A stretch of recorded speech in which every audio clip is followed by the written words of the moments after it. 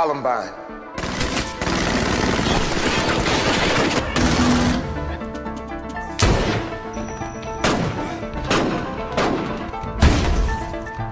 Virginia Tech.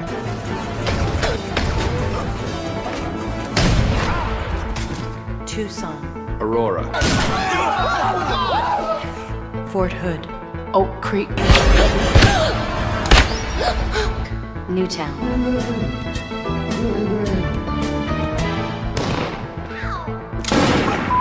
Newtown. Newtown. Newtown. How many more? How many more? How many more colleges? How many more classrooms? Okay, I can understand why people like that. How many more movie theaters?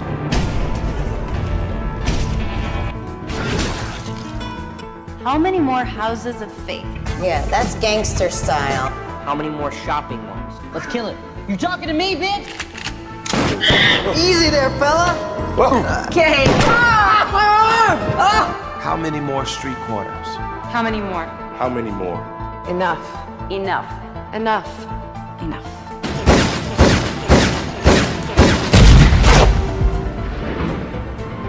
Demand a plan. Right now. As a mom.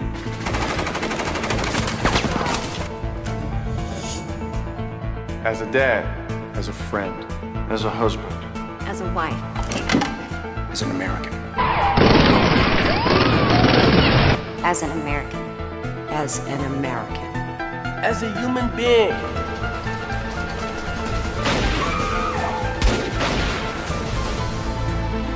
For the children of Sandy Hook. Demand a plan.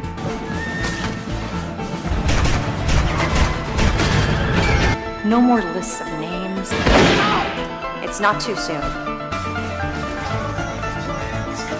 It's too late. Now is the time. Before we all know someone who loved someone on that list. No more lists.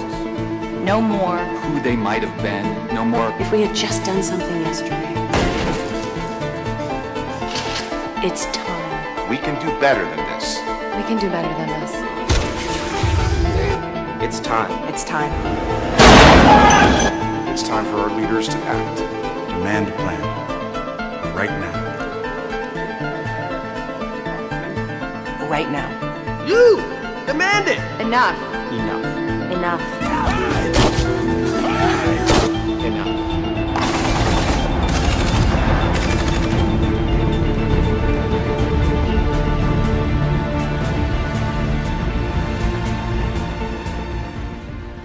America has been a nation of guns since its inception 239 years ago, and random mass shootings historically are a new phenomenon. These manufactured mass shooting events did not occur during the early years of this country as they do now.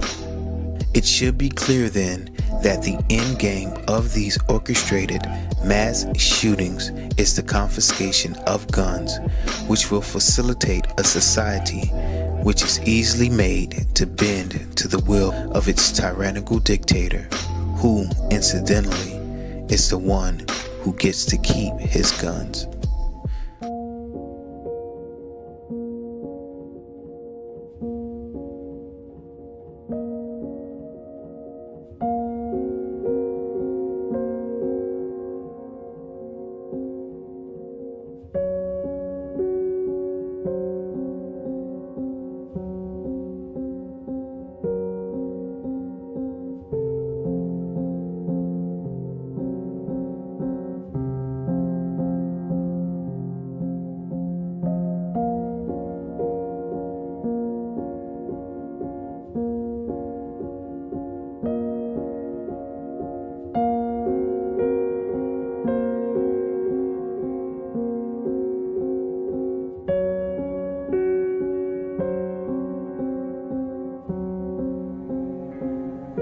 The affirmative task we have now is to actually create a new world order.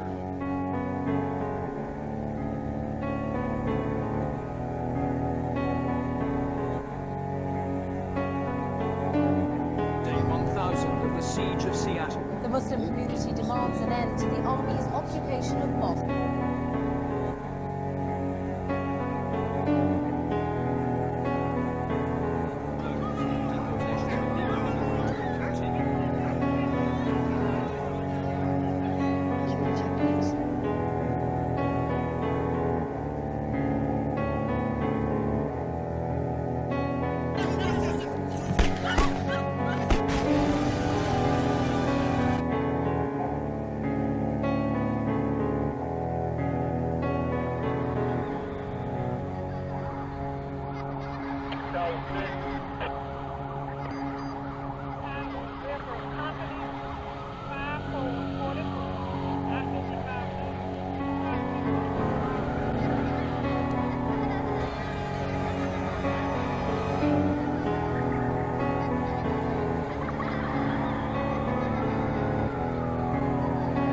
And I stood upon the sand of the sea, and saw a beast rise up out of the sea, having 7 heads and 10 horns, and upon his horns 10 crowns, and upon his heads the name of blasphemy. And the beast which I saw was like unto a leopard, and his feet were as the feet of a bear, and his mouth as the mouth of a lion. And the dragon gave him his power, and his seat, and great authority. And I saw one of his heads as it were wounded to death, and his deadly wound was healed, and all the world wondered after the beast. And they worshipped the dragon which gave power unto the beast, and they worshipped the beast, saying, Who is like unto the beast? Who is able to make war with him? The affirmative task we have now is to actually create a new world order.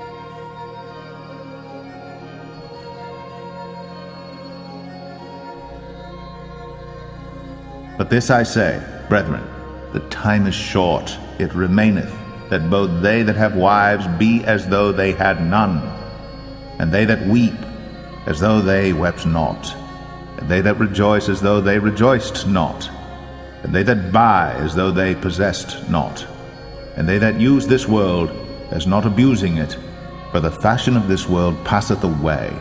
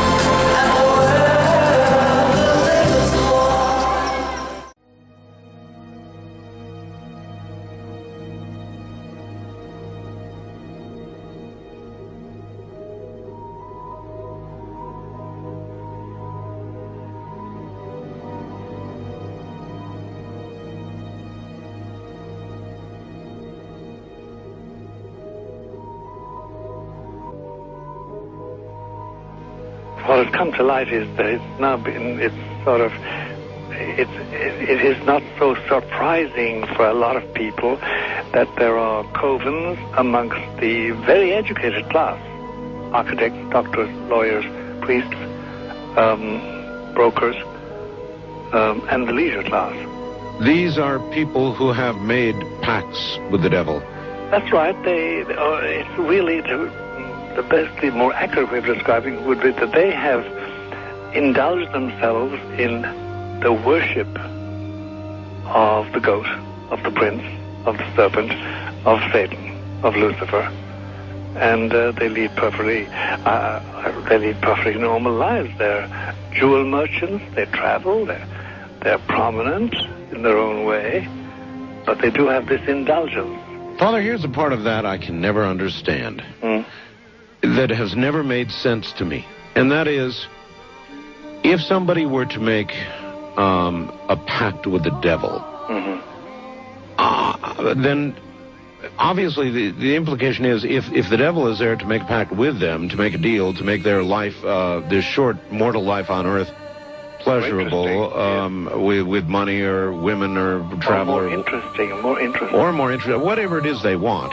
Yes. Then they are aware of the presence of the devil, and they are obviously aware then of the presence of God as well, and they nevertheless make a conscious, stupid, short-term, blind choice to take what they can get in this lifetime. And to embrace one, you must embrace the other. It's not like it's some wishy-washy person. I know you do.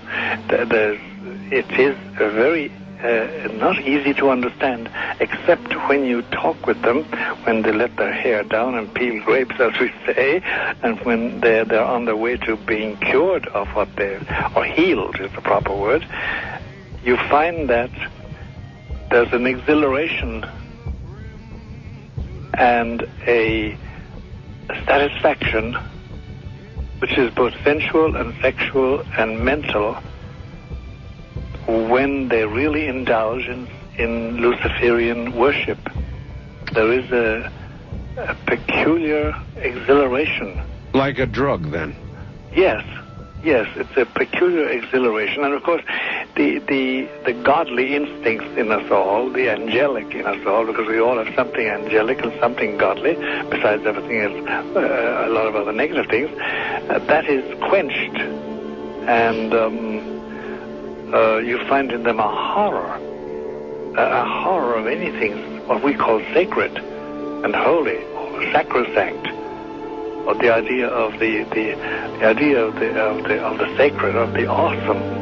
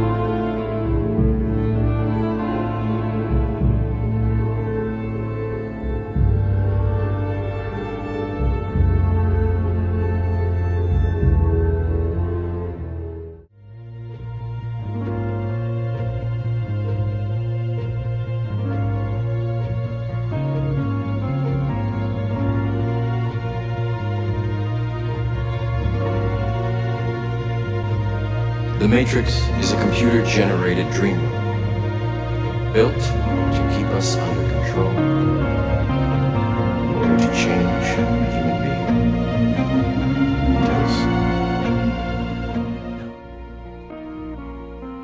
The affirmative task we have now is to actually create a new world order. To think something so small could control you. And everything you do. When your life and all you love are on the line. The RFID chip is always with you. Because I want to live in a cash-free society. Because now the government is looking out for us. Ask your doctor how to get your chip implanted today.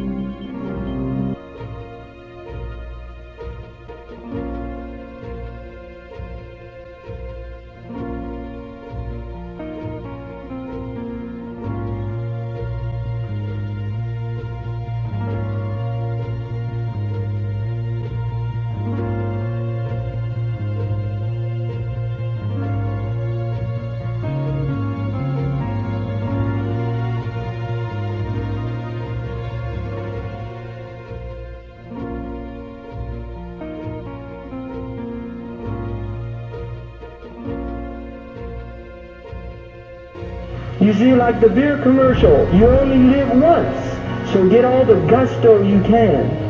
Right? That's a Budweiser. You only live once, you only go around once, so get all the gusto you can. This is the message of this age.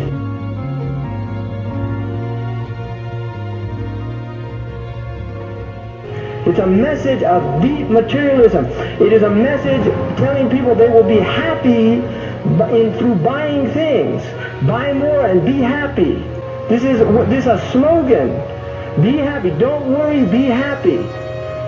Right? The smiley face. And on the back of the dollar bill, there's a seal on this side. It's called the Great Seal of the United States. That's what it's called. It's their seal. Now behind the seal, this is actually what is behind the Great Seal of the United States, is a pyramid with one eye. Now, the one eye is the sun god, Ray, which is where we get the word ray, sun rays. It is the sun god, same Mithraic character, and he shows up again and again. This is the Masonic god of the ray. If you look, you'll see the pyramid is built except for the top. It's built except for the top. The eye is suspended above the top. It hasn't come down yet. Because they believe until they finished the Masonic project, which is the what they say on the bottom, Novus Ordo Seclorum, and then Annuetta Cheptis, he is pleased with our project. In other words, the God they believe in is pleased with our project. What is the project? This is the question. What is the project that this God is pleased with? The project is literally the secularization of the world. And that is why it is called Novus Ordo Seclorum, a new secular or worldly order. If you translate that into Arabic, it would be a Nizam al-Alami ad-Dunyawi, not al-Jadid. It would be ad-Dunyawi, the new temporal order, the new order of the world. I believe a storm is coming, and I believe we need to pray. Daniel 5, what happens is, Daniel is there in Babylon. In the palace of Babylon, the king, Belshazzar, orders the vessels of the temple to be taken into the palace, and the people are drinking out of the holy temples of Jerusalem, vessels of Jerusalem. They're drinking it. They're doing it, praising the gods of Babylon as they drink out of God's cup. And all of a sudden, a hand appears on the wall and writes in Aramaic the words that they have no idea. This king is shaking. They call in people. Nobody knows what it is. They call in Daniel. Daniel says, "This is what it means, king. You have defiled God's ways, and now judgment's coming." And that very night, judgment comes. The Persians take over. The king is killed, and the Babylonian Empire falls. And there's a pattern in the Bible that there is, before judgment, there's an act of desecration. Well, marriage is sacred. Marriage belongs to God. It's sacred. You can't strike down marriage. You can't alter marriage. To do that, you are desecrating what God made. The temple, the vessels of God, they were meant for a purpose. They turned that vessel against its purpose, against God. Well, that's what America just did. That is an act of desecration, turning it against its purpose. 1. 2, the rainbow belongs to God.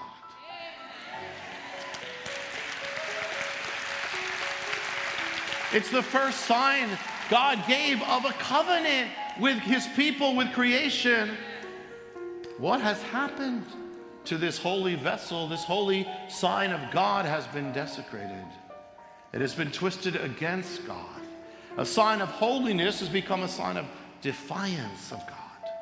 The sign of God has been desecrated, and it's a sign praising and trumpeting. It trumpeted on the day when America did this. It celebrated with a sign of God, desecrating the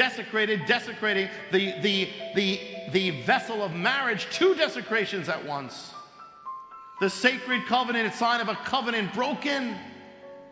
John Winthrop, who's the Puritan who came over on the ship across the Atlantic, wrote, "The city we shall be as a city on a hill. If we follow God, God will bless us as he blessed Israel," and it came true.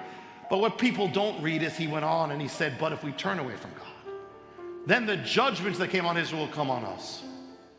That's what the harbinger, that's what the Shemitah, that's what it's about. Sign of a breaking of a covenant. Not only did we strike down God's order, but we celebrated it. And then on that day, the sign of God was lifted up across America. Something else happened. The president, the leader of this nation, the president gave the order to light up the White House in the colors of the desecration. Show the image of that, the White House. And keep that up for a little bit. I don't remember the White House ever being lit up like in any color. Do you remember that? I don't. If the decision had gone the other way, or if a decision came to lift up Christians, I don't believe there'd be any colors on the White House. How do you go from saying you believe marriage is between a man and a woman because God is in the mix, to celebrating immediately the desecration of that definition? This is the White House. This is the highest house in the land, representing the land, and now it's bathed in the colors of desecration. Now the White House itself becomes a vessel of desecration. As in the palace of Babylon, the desecration takes place and the handwriting is on the wall in the colors of the rainbow. How much more can we do in the face of God to invoke judgment? How much more can we fill this cup?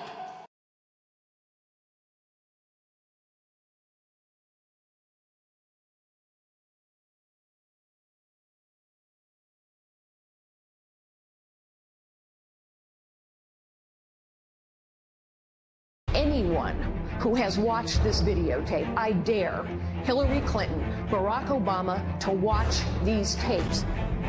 A fully formed fetus on the table, its heart beating, its legs kicking, while someone says we have to keep it alive to harvest its brain. That the heart actually is still beating. The stomach, the heart, and me, Kitty, and Bruno. We're gonna poke your brains. I'm thinking, no, I don't do this. This is about the character of our nation. And if we will not stand up and force President Obama to veto this bill, shame on us.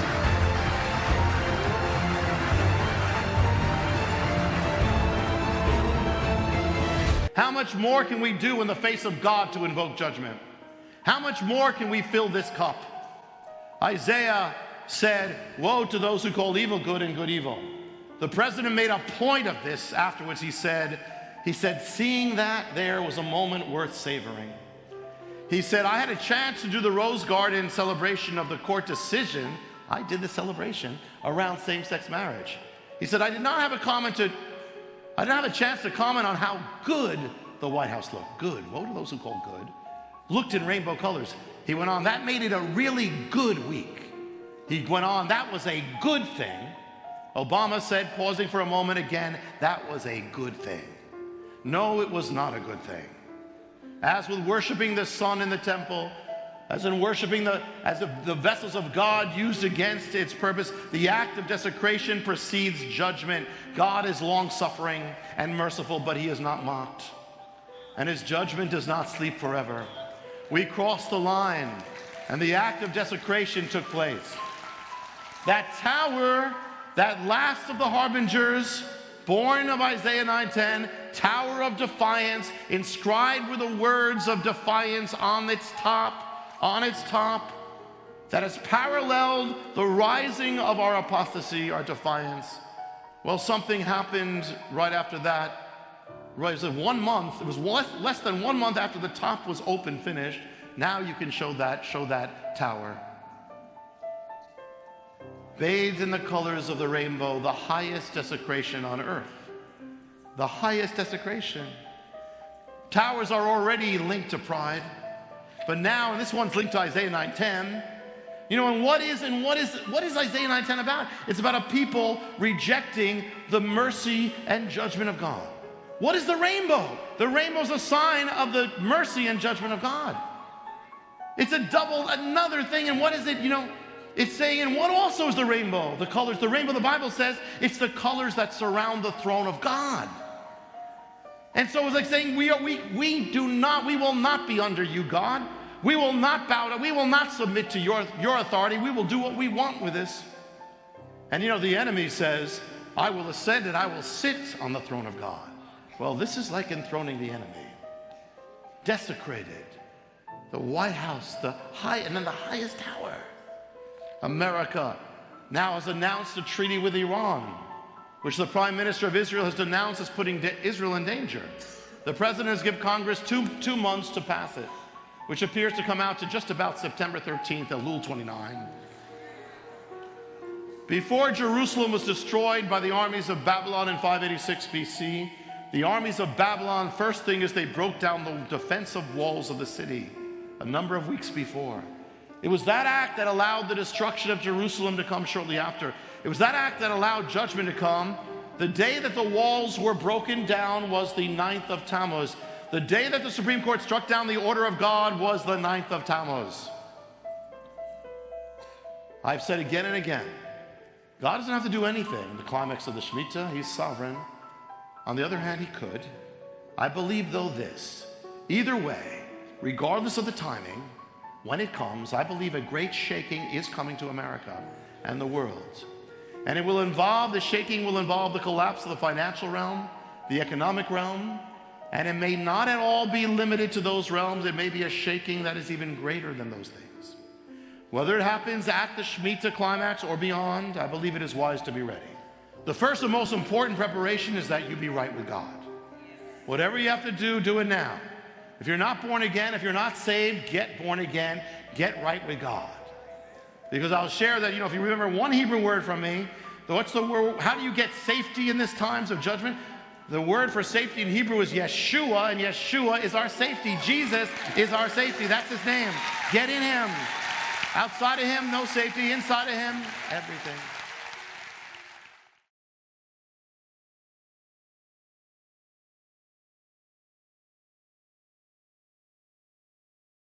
And that is why it is called Novus Ordo Seclorum, a new secular or worldly order. If you translate that into Arabic, it would be a Nizam al-Alami ad-Dunyawi, not al-Jadid. It would be ad-Dunyawi, the new temporal order, the new order of the world.